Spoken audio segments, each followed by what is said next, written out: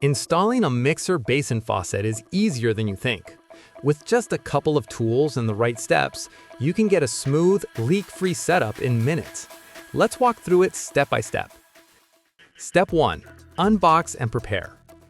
Carefully open the box and lay out all the faucet components.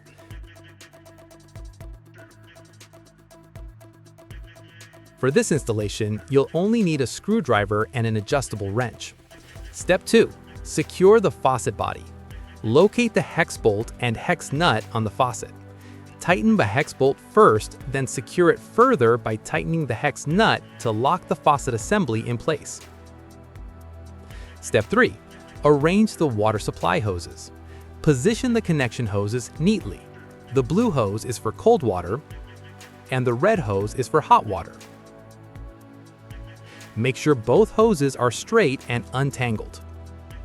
Step 4. Install washers and mount the faucet. Place the brass washer first, followed by the rubber washer. This step is critical. Incorrect washer placement can cause leaks. Insert the faucet into the basin hole. From underneath, place the flat washer over the hole and thread on the hex nut.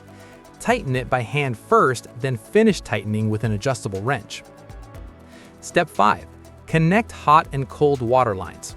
Connect the red hose to the hot water supply and the blue hose to the cold water supply. Tighten both connections securely with an adjustable wrench to prevent leaks.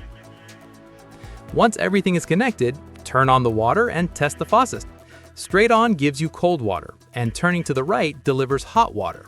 If there are no leaks, your mixer basin faucet is installed correctly and ready to use.